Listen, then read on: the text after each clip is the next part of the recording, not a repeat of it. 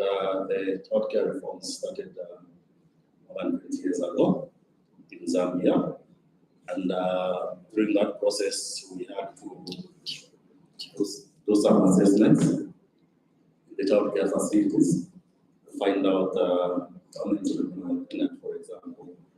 And we're talking generally about childcare facilities, not those that are just being run by our sisters. And we found that more than 6,400 by 2016 were actually in our homes.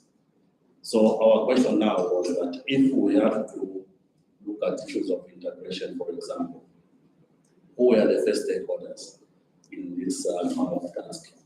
And therefore, we identified the same sisters that were looking after our children and other childcare facilities to see how we can strategize.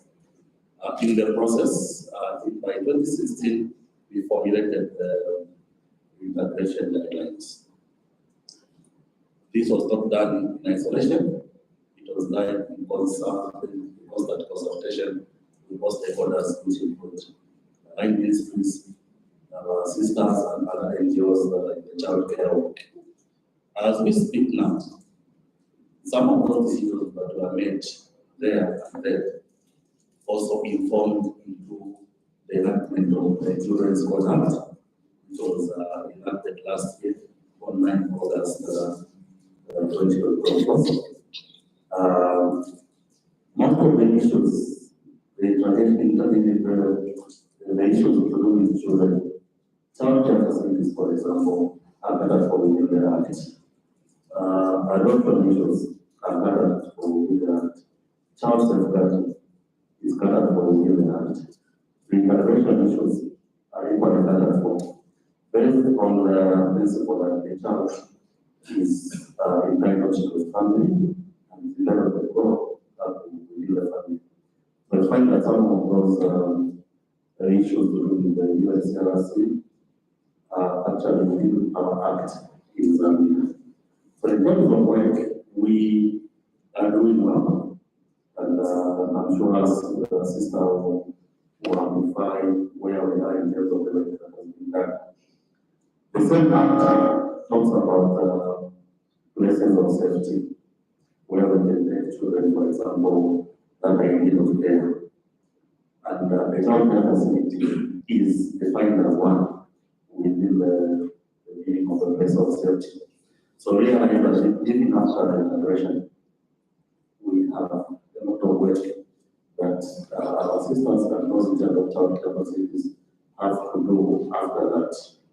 We have also developed statutory case management areas. And one of the systematic areas is coordinated care. How do we assess the risks associated with children that are going to be integrated? How do we address, how do we identify, how do we assess, how do we plan and ensure that when the child goes back to home, there's not the suffer secondary separation.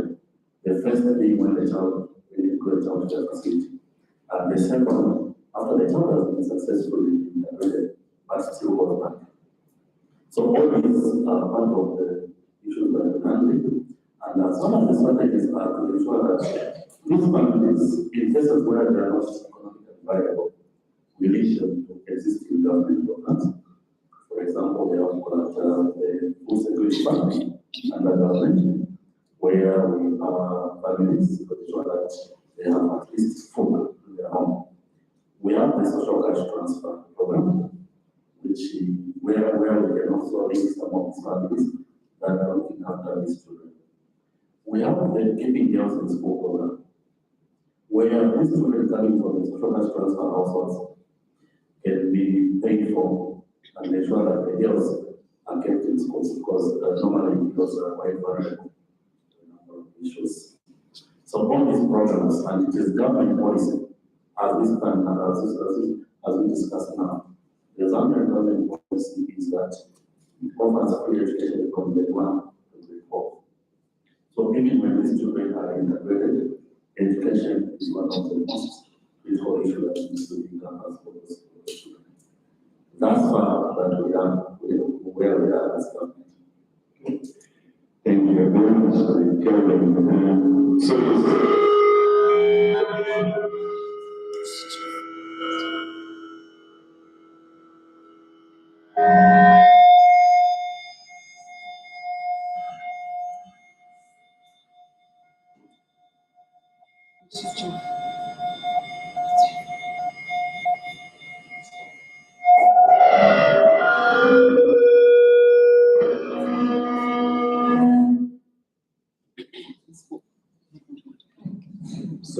Sorry for that. Yeah, so in other words, from the sharing of Kevin, we can say that you see resonance in what the church is doing and what the government's legal framework and policies are also encouraging. Mary, what would you say about Kenya?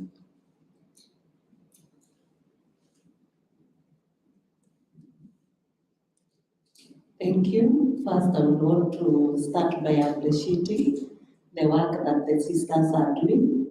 And I know that they have been part and parcel of the process, especially when we were developing the National Care Reform Strategy for Children in Kenya. We had the involvement of Sister Delvin.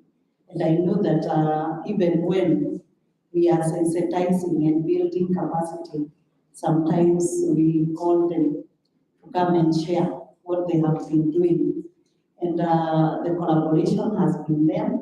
Though I want to say that there is still much more that can be done, because from the previous panel, I learned that they have been engaging the learning institutions, they have been engaging some lawyers, but I would want to say that when you are building capacity relating to care reforms, it's important that we work closely together, because we are the owners of the documents, we are the owners and who have read the process of the review of the Children Act, so we clearly understand the provisions of the Act.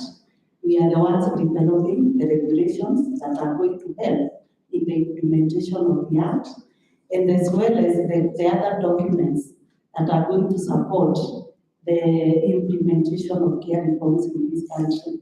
I know there are documents that we have developed, like the case management for integration, which is a step-by-step on how case management should be done to ensure that in the process of the integrating children back to family, that we do not do more harm. So it's important we build capacity so that once we have built their capacity, we are confident that even as they continue to build the capacity of others, they are well equipped and they are in line with the government processes and procedures. Because if we omit some of this, we may end up doing more harm to the children than good. And we are saying that we need to be child-centered but family-focused, so that when you are integrating a child, you don't just prepare the child to go back to family. You need to prepare the family to receive the child. And before the child can be placed back to the family, you need to have addressed the push factors. What caused this child in the first place to be separated from family? So that if it's family strengthening, you concentrate on the strength of the family. Because each family may have a strength, and with a mutual support, they are able to care for their own. And that is what we would want to say, that there has been good partnership and collaboration, but we need to deepen our engagement.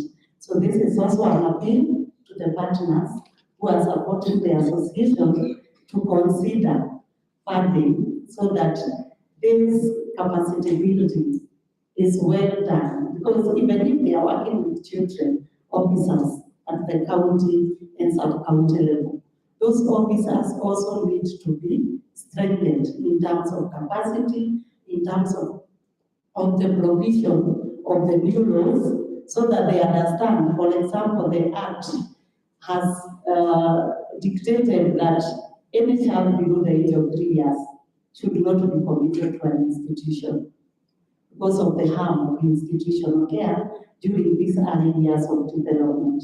So there's a lot that they also need to understand. It's also a legality to commit a child to an unregistered institution. So there's a lot they need to understand which has changed from the previous act to the current act. There are also many documents that we have developed. There's the Child Welfare Program guidelines, there's the transition guidelines, and many other documents that we also need to build capacity of other stakeholders so that they understand, so that as they do the interventions, they do them from a point of knowledge and a point of understanding, so that we are able to strengthen and equip the families to be more resilient to care for their children. Thank you very much. So there's more that needs to be done. I think you brought in once again what Bishop Sarah raised, that is need to look at the causative factors and also bring in the question of training. So as we continue to work together, yes, a lot is already there, but you see some gaps. I don't know what Shafiq would say. Do you see government adding value to church adding value to what the church is doing in Uganda? Thank you, moderator. I want to start by thanking the church, especially the Catholic Church, for the support that you extend to government of Uganda and particularly the ministry of gender. For the last 6 years, I've worked with the ministry of gender. I've worked with the two organizations that are Catholic founded. One of them is Catholic Relief Services, and the second one is ARC. For that period that we have worked together, we have seen a lot of changes in terms of providing care to the children of the country. It's also important for us to know that currently we have about 45 million Ugandans. And out of that, 57% are children. And that comprises about 27 million. I was sharing with my neighbor from Malawi, and she told me that in Malawi we have a population of 18 million people. And in Uganda we have a population of 27 million children. So you can see the dependency pattern that we have. And out of the 27 million children, about 5 million children are in the hands of the next of kin. They are not in the hands of the biological parents. And about 10,000 children are in approved homes. But how are we working with the Catholic Church, in particular Catholic Relief Services and I want to start by looking at Catholic Relief Services, the support they have given us as they were extending and advancing care reforms. Some 4 years ago, they offered to give us a grant to districts that are going to perform well when it comes to child care and protection. We had a discussion with them. We said, yes, this grant is okay, but we feel maybe we need motorcycles for our probation officers. It was some good money. So we discussed and we ended up agreeing that we come up with these tablets that you are seeing moving with. This tablet has all the legal frameworks, both international and local, and all the guidelines and standards about alternative care. Catholic Relief procured for us about 300 of them, and we displayed them to the probation officers in the country, 150 of them, and the heads of department. So this one has actually made communication easier when it comes to handling issues concerning children, and even it makes access to the laws easier for the probation officers. We have conducted trainings. Yesterday was someone raised an issue about the manpower, especially care workforce. The government people enter the exit. People are appointed more than one look for greener pastures. If you don't train them, they are going to do wrong things.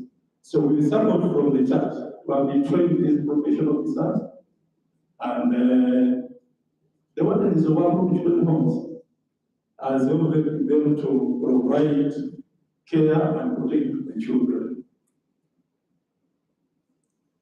In our day-to-day work with ARU, and actually the Catholic services, we always plan together. We always talk to each other. I have personally participated in most of their trainings whenever they organize them, and whenever they go in the field, you also work with our professional officers when it comes to case management. They are handling the settlement, they are handling the integration and education.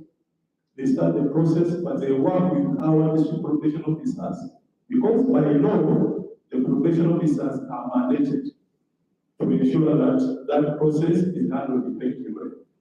So the wardens of the children's homes and work together with our district professional officers to ensure that the children are either integrated well, or if there is an issue of foster care, they don't do it independently, do it with government. We have structures in Uganda, starting from national to sub-county level, what we call the child well-being committees. And there is also a structure called the Botanical Care Panel. The child well-being committees are in charge of ensuring that we do coordination, collaboration, and networking. And at national level, we have a representation from Catholic Relief Services. And at district level, we also have a representation of members from the church. Why do we insist on having these members from the church? It's because issues concerning children are cross-cutting.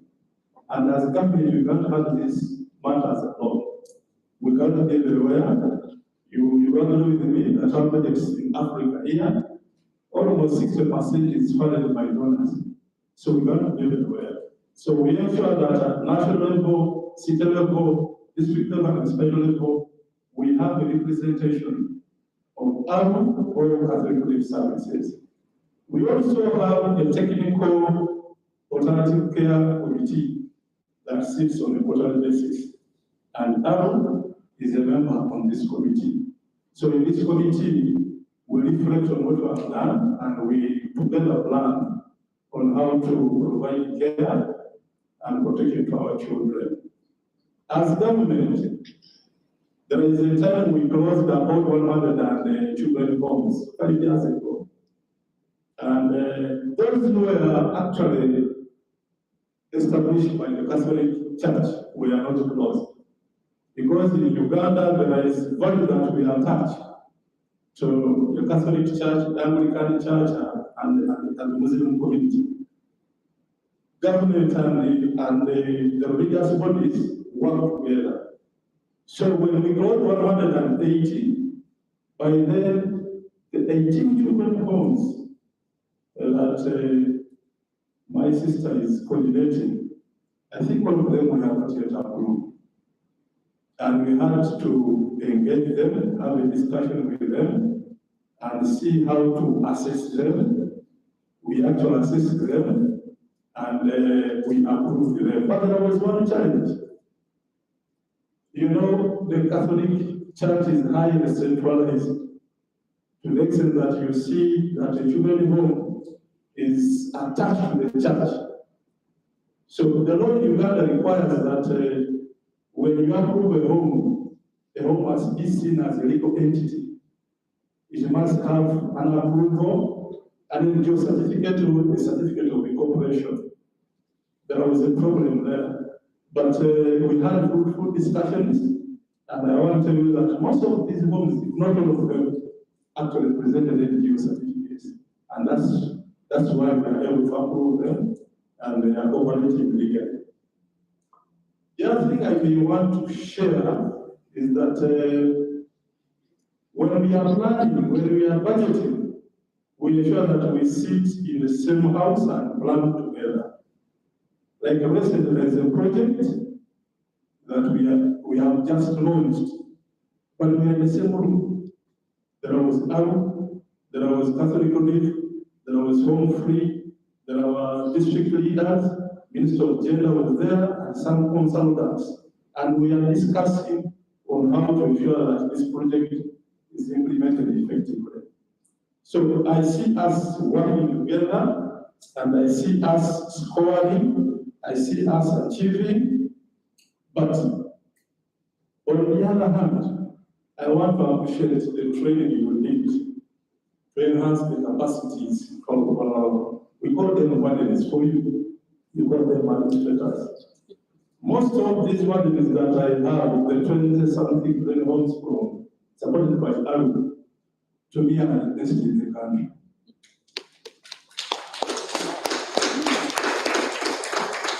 And I'm saying this because of the way they do their work. And at times I'm tempted to think, and I think I'm right, that because of the training that you have accorded them, some of them are even more qualified than some of my supervisors. You know, in Uganda, the district probation officer supervises these offices by law. But you'll find that it's the warden who has a master to show up.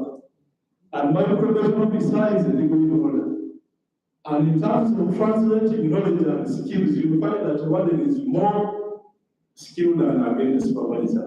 So what am I trying to say? As we plan to advance care reforms, there is nothing wrong for you as Catholic Church to also support our probation officers so that they move on the same level. Allow me to stop here. Thank you. Thank you very much. My dear sisters, I think we have heard from Convening, Shafiq, and Mary, quite a positive testimony about what you are doing. But I want you also to be open, don't be afraid. In the past, when Ugandan football team plays outside, we knew they lose, they will end up in prison. Sister, you will not end up in prison.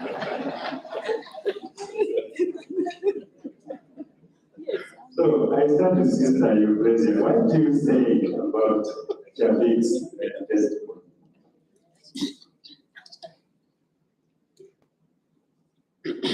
And thank you very much, Father Andrew. And of course, in Uganda, there is freedom of speech, so I'm not afraid to point out where we need to strengthen further. I appreciate the comments made by Mr. Shafiq. That is the plain truth. First of all, in Uganda, there is a public-private partnership. So that is the entry point. We can't do without working together because there is a policy on that. Our government recognizes that in child care reform, it requires a multi-sectoral approach. They recognize that they cannot do it alone, and we also recognize that we can't do without them. So I'm very grateful that he has plainly explained what and how we are doing it in Uganda. On the other hand, there are two issues that I would love that ARU, Catholic Care for Children in Uganda, and many other child organizations in child care would want to see the government support us further. There are two areas. One, as we talk of having children back in families, we consider the abandoned children. This is a fact that in our child care institutions, there are children who are abandoned, that even however much you try to trace for their origins, where they came from, you don't get a family to associate them to with. So these children need alternative options, alternative families, and one of them would be adoption.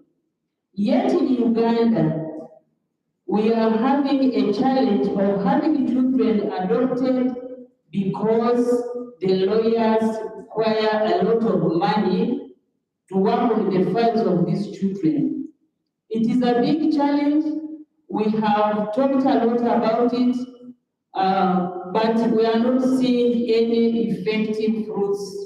So we find that our homes are stuck with abandoned children who cannot be adopted because they require a lot of money to have them go through the process. So we are feeling that Mr. Shafiq, of course, it is not the first time he is hearing about it. I have echoed it. My counterparts in child care have shared it. We would love that the government would allow pro bono services from these lawyers to go through the files of children and have them adopted. Because we find an adoptive parent who is just doing charity, he wants to adopt a child just out of charity, and then he is required to pay a lot of money. Then he feels, and most of the families are not well to do. So when he fails to meet the cost, definitely he takes the child back to the institution. And so it is not helping us, advance what we want to see happening, that a child can go to a family. So, Mr. Shafiq, I think from this gathering, you take home that we are still in need of pro bono services of the lawyers so that we can have abandoned children back in families. The second issue, we have the challenged children or children with disabilities. All of us, we recognized that these children are even disowned by their own biological family members, parents or other guardians. So we find that we have some homes where children who have disabilities have outgrown. My sister here was talking of a person in a children's home who is 70 years old, meaning this person came to a home when he was still young. But because no one is willing to adopt or foster him, he will keep in the home because the sisters cannot let him on the streets again. And the governments who are here, Uganda inclusive, we don't have a home for the elderly disabled persons. So you find someone is 40 or 50 years, but in a children's home.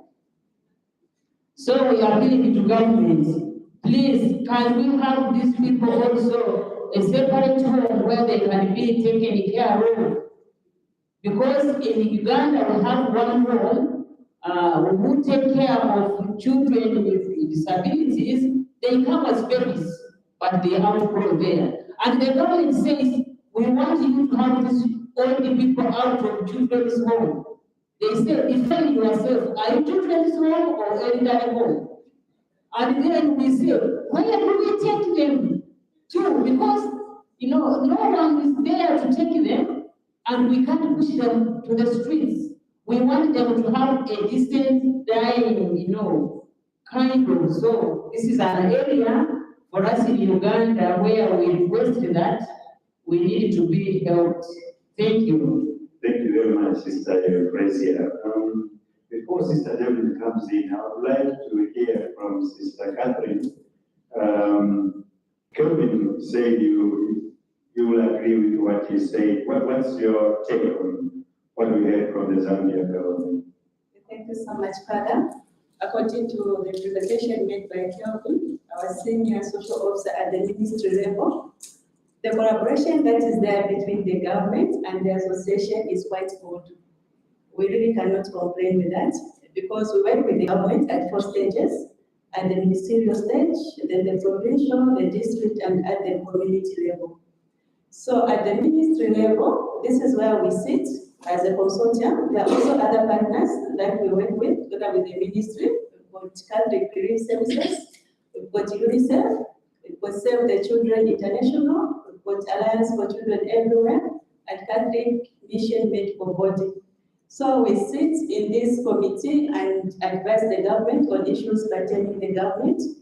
One of the issues that he already alluded to was the formulation of the policies We've got the minimum standard of care, which was formulated by this committee, where we sit even as an association. We have the reintegration guidelines, where we sit and we advise the government on these issues. We also monitor the activities that are carried out by the government on reintegration, because the goal of the ministry is to strengthen the reintegration program.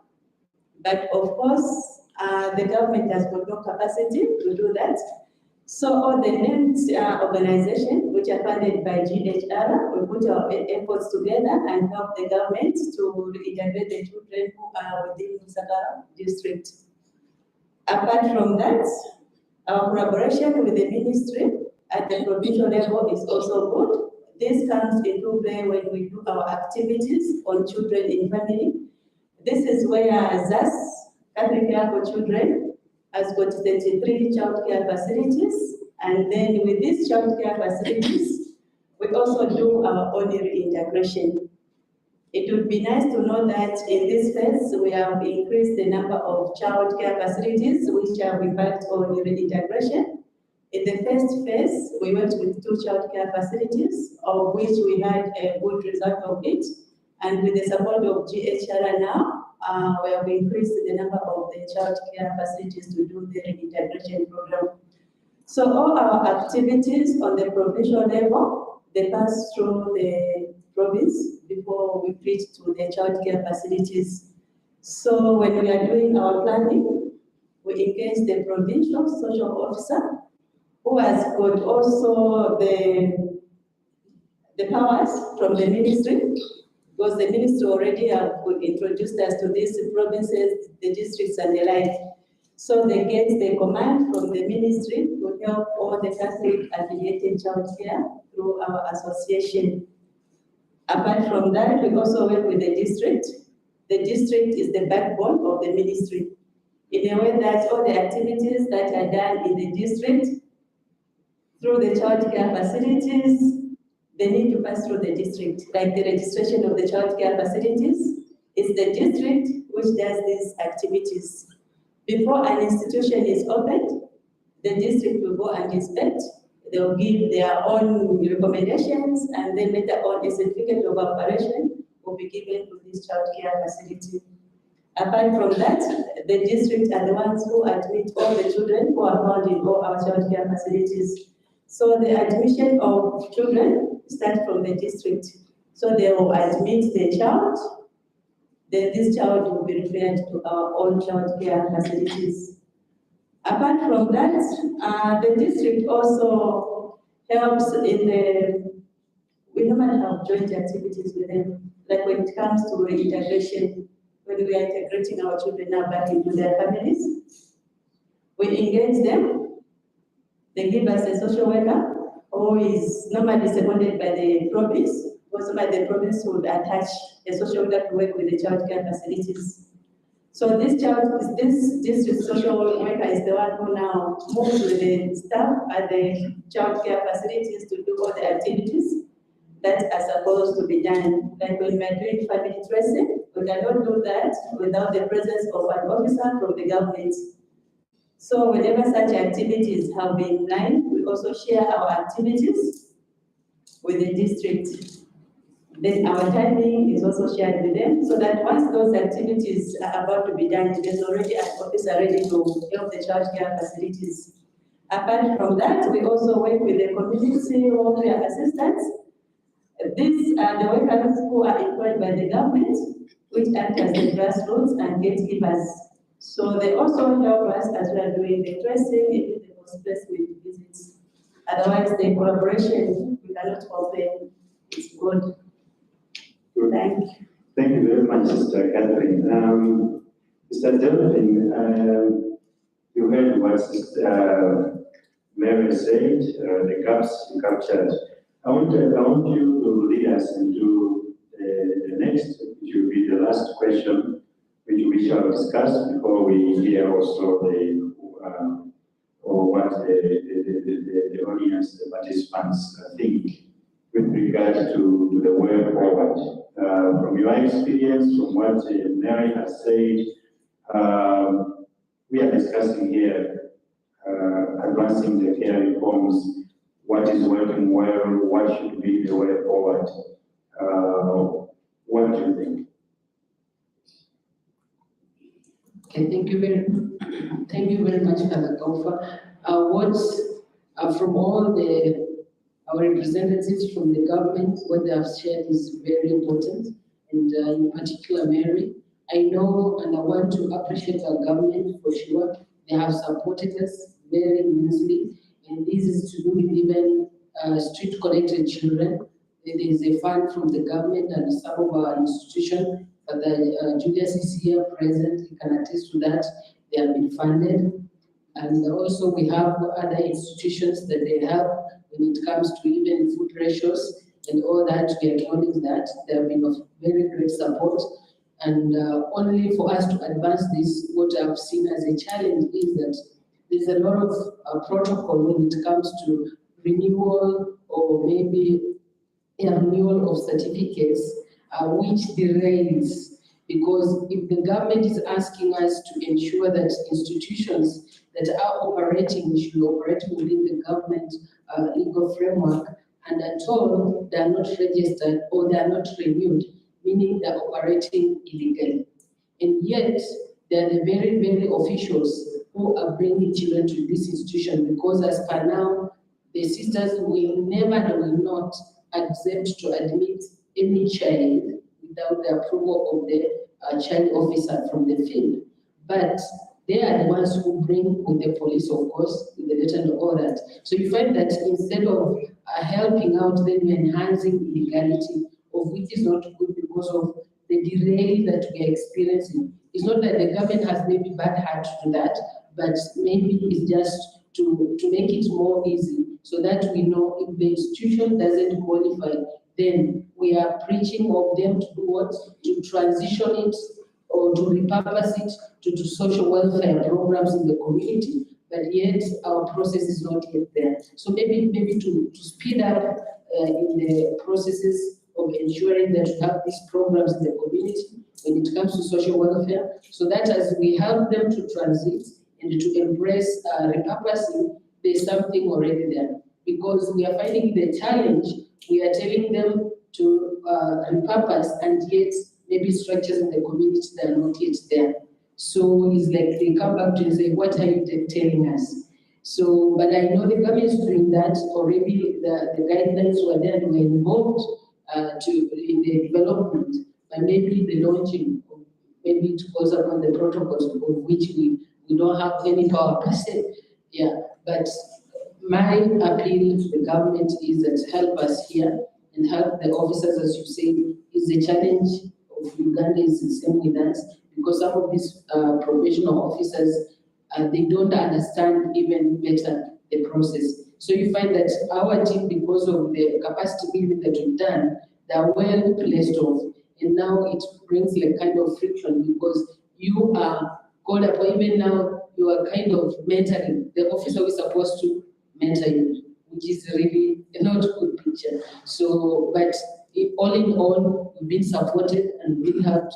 It's only that how can we hold our hands together, work more closely, so that care reforms is really achieved as per what is desired. Thank you very much, Mr. Delvin. I'll ask each one of you to give one punchline. If we were to improve our relation in working together in advancing this agenda, what do you think ought to be done for the future? So in one sentence, but before I give it to you, I give the same challenge to the audience. Having listened to the sisters here, the public government officials here, what comes out as the most important thing that ought to be done as we move forward? I don't know, anyone? Yeah.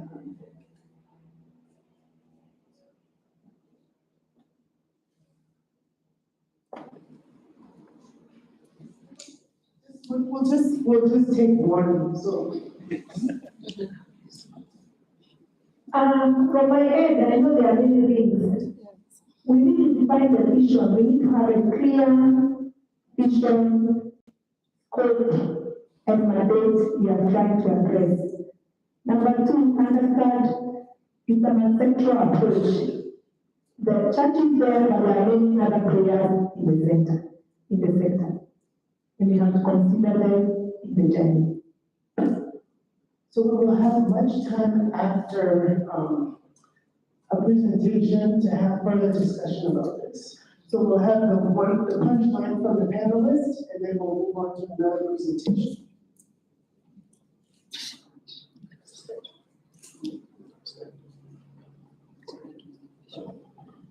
One thing you want to say as your last word, as the punchline, what are you saying about the way forward from now onwards?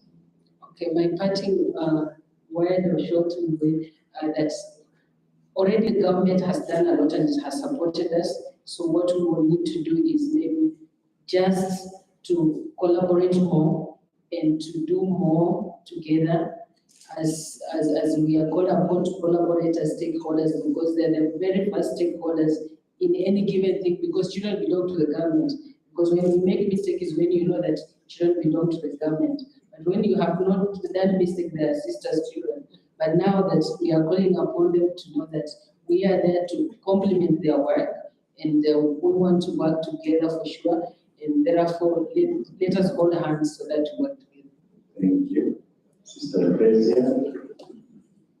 I would love to see that we revive the quarterly meetings where we will be sharing like what we are sharing in this big gathering. Back home, let's revive our quarterly meetings where issues will be shared. Thank you. I would want to say that the way forward is having a systematic, holistic, collaborative approach, so that we all ensure that we realize the vision of having children growing in loving, nurturing family and community environment. Thank you. Sister Convening. I would like to encourage the government officers in here that as much as the sisters are implementing this project, we are just fitting into the agenda of the government. So when it comes to support the sisters, there's a lot that needs to be supported. You can always be available for us. Thank you. Maybe before I said the last one, allow me to assure my colleague that it is a requirement for all lawyers to look for bonus services in Uganda before you are issued with the practicing license. As Minister of Gender, we are going to engage the Law Society to ensure that they give us lawyers to provide the bonus services for those children.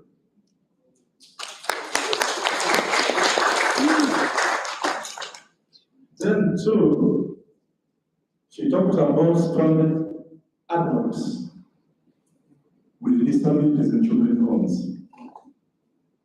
I'm planning a high-level meeting where the Minister for Disability, the Minister for Children and Youth, and the commissioners and the wardens of our homes where we have these children. We are going to have a 2 days reflection meeting.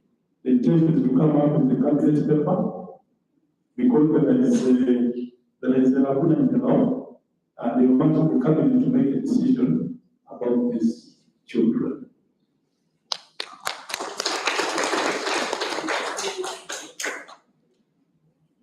As I go back, I want to strengthen the private-public partnership. Thank you. Thank you very much. That's very encouraging. Thank you. As Zambia, we appreciate that countries have got different dynamics, but one thing that should stand is the best interest of the child. And from time immemorial, when we had the Adoptions Act of 54, and now it's within the Children's Court Act, the Director for Social Welfare can delegate the duties to the child welfare inspector to process an adoption free of charge, unless the client it chooses to use yellow hair. So in my 17 years of service, I've processed adoption cases from foster to final adoption, especially the local ones, free of charge.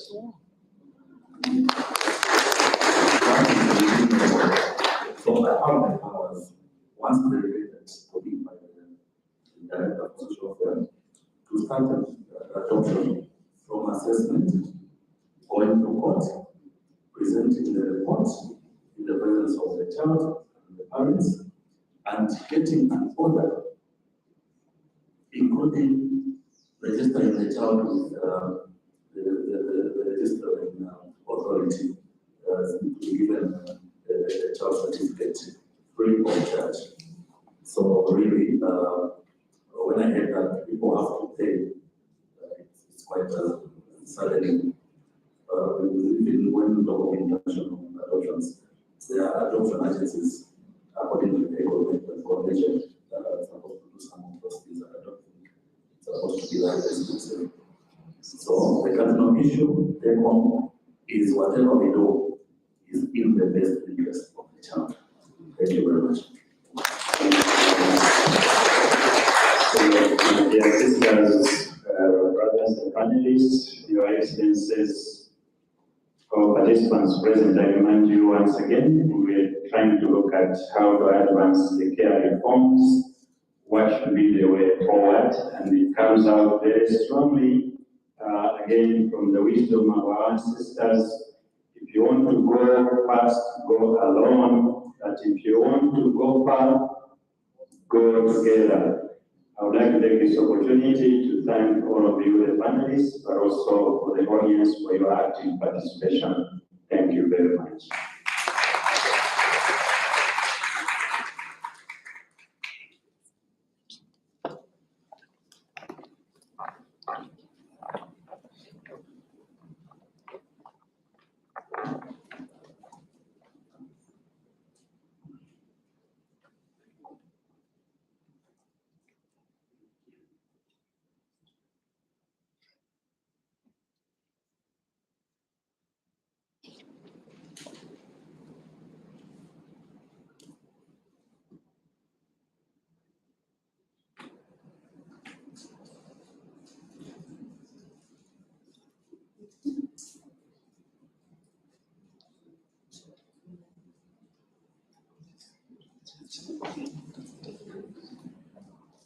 We will now turn our attention to the Catholic community. We ask Father Anthony Magunda, who's already been introduced, the Omniscient General Secretary General, to offer reflections that will lead us into a conversation about what we're hearing as it pertains to the Catholic community in care reform. He will then be joined by Nicole, who will facilitate our midday sessions, and then we'll have a chance to also give our input on the last session as well. I invite Father Anthony to the stage.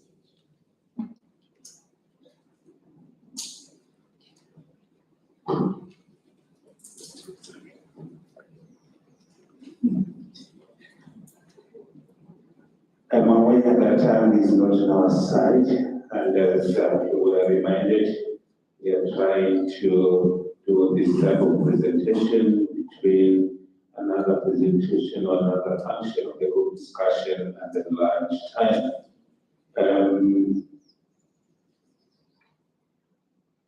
My duty is just to give in a very brief what we call from the heart of the church.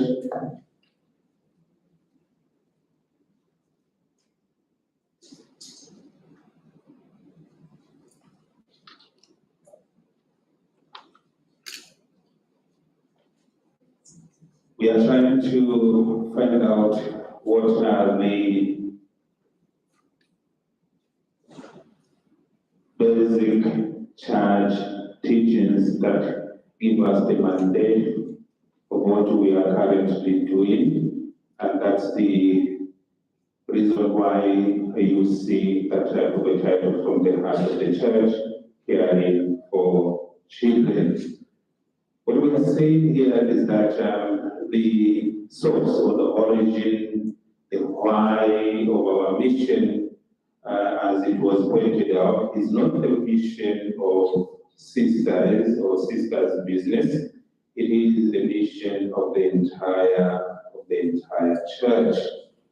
And this mission has its own foundation in the teachings of the church. And I went through a number of church documents and came out with the 4 documents which clearly and in detailed manner presents the mission of the church. And we are reminded that the church exists in order to evangelize, and that's the core function of the church.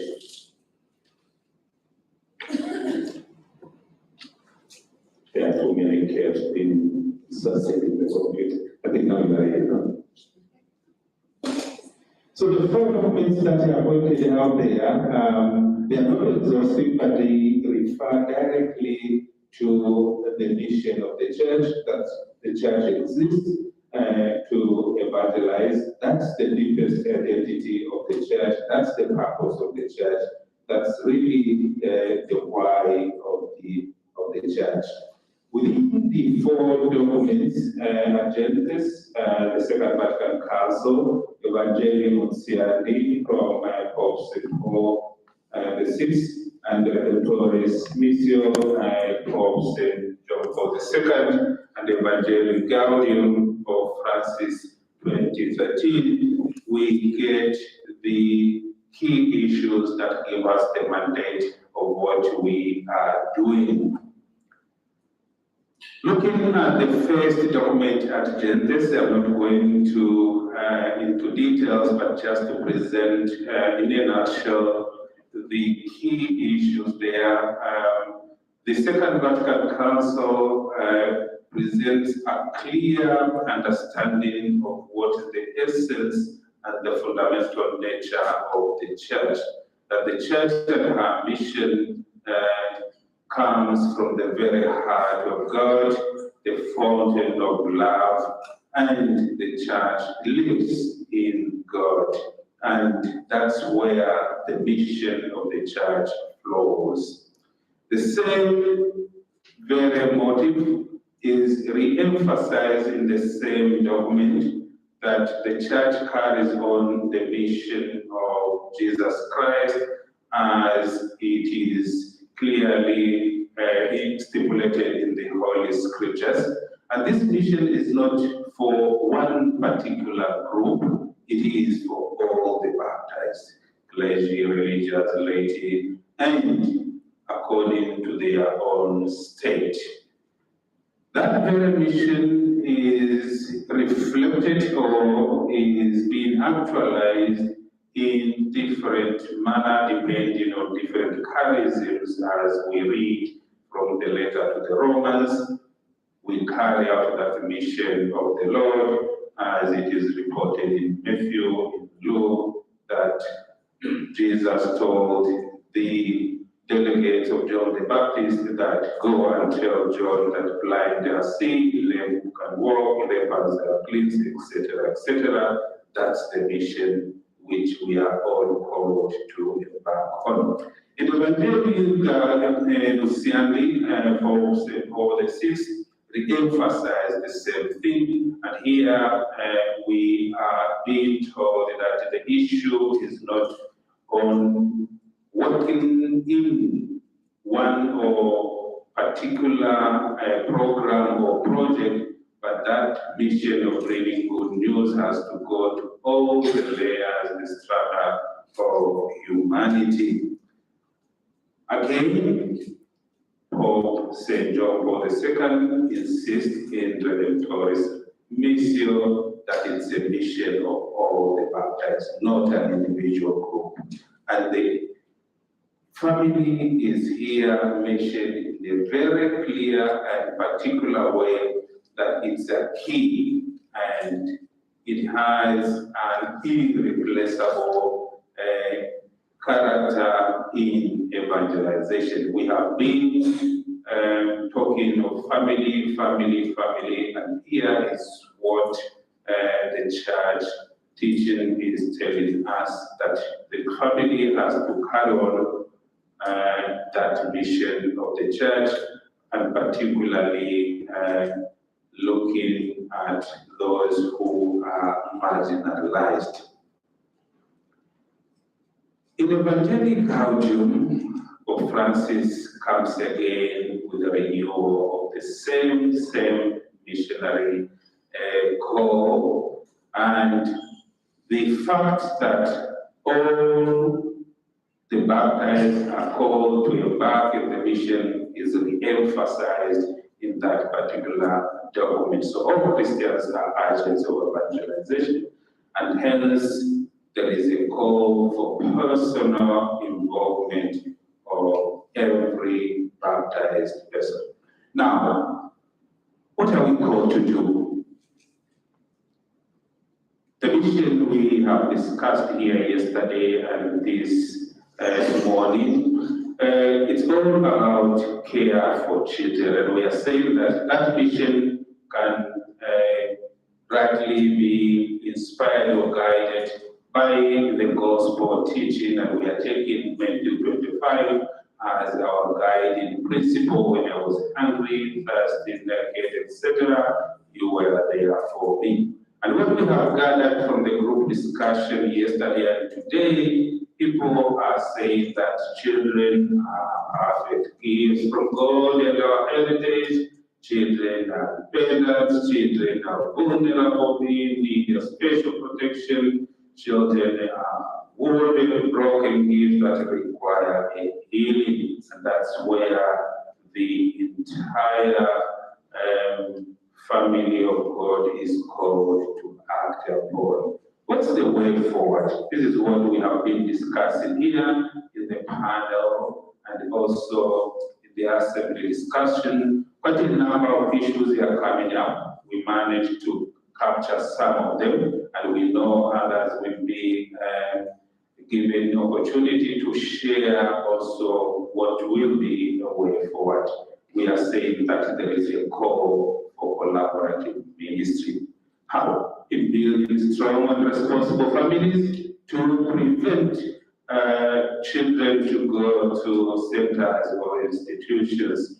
It was mentioned here this morning about winning the hearts and minds of the Catholic faithful to passionately engage themselves in the child care activities, and this is the work of my colleague priest. If we dedicate every month in a Sunday homily, just throw some few sentences in your teaching in your homily, that will help to win the mind and the hearts of the faithful.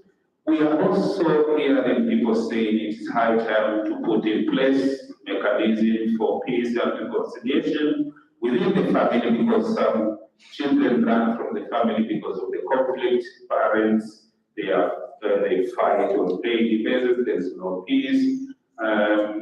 Wars and other internal conflicts that cause children to go to the centers. So this is what the assembly, the delegates here are raising up. We are also hearing people say there is a need to advocate for policies, and we are happy to hear our colleagues from our various governments that policies and laws are there to guarantee the well-being of the child. We might not have perfect policies so far, but there is always a possibility of revisiting, reviewing the policies as per the needs of the time. And then we are minded to capitalize and make use of our good African values. We are asking ourselves, what went wrong?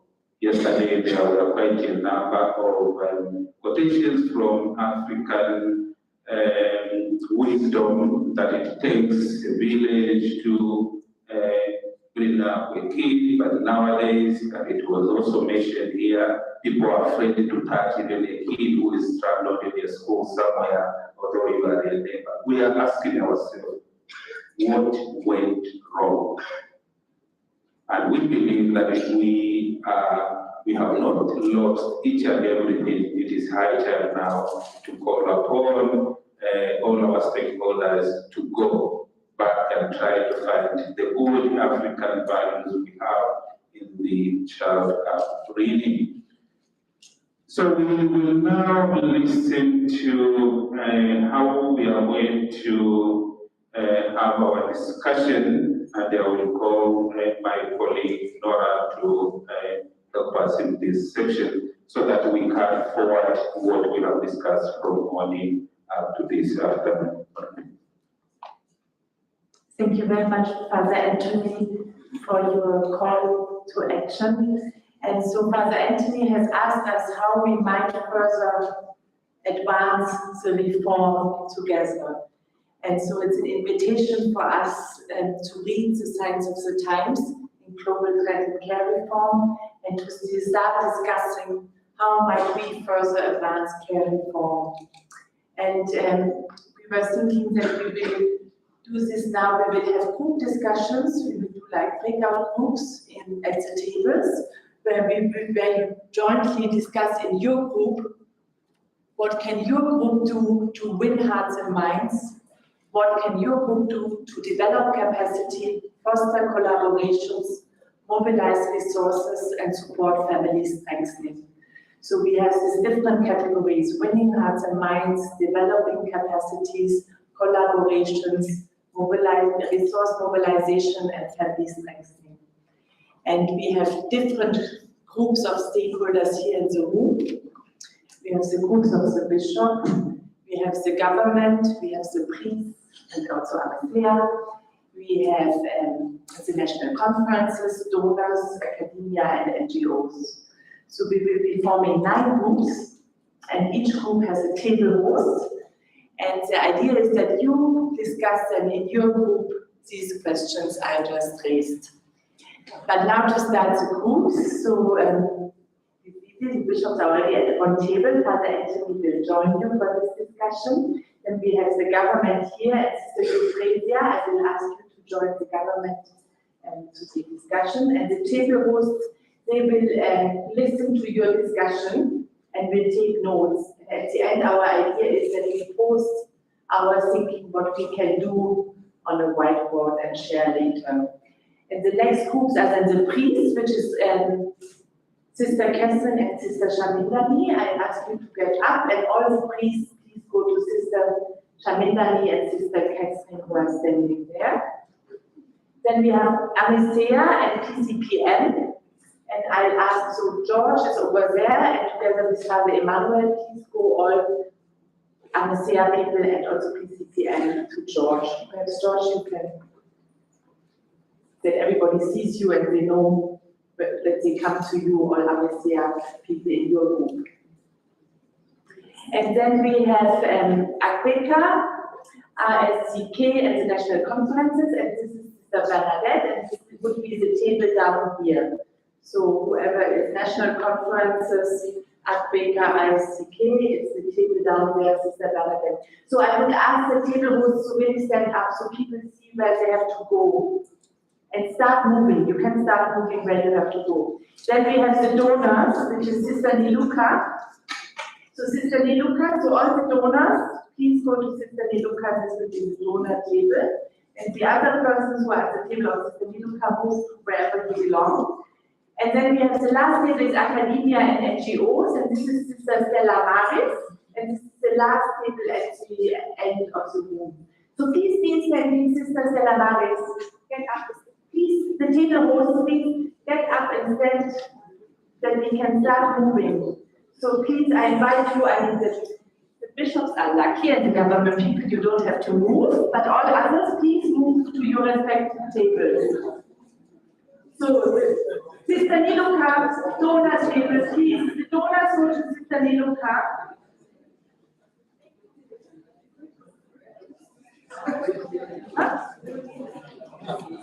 Sisters, I think they have to be used.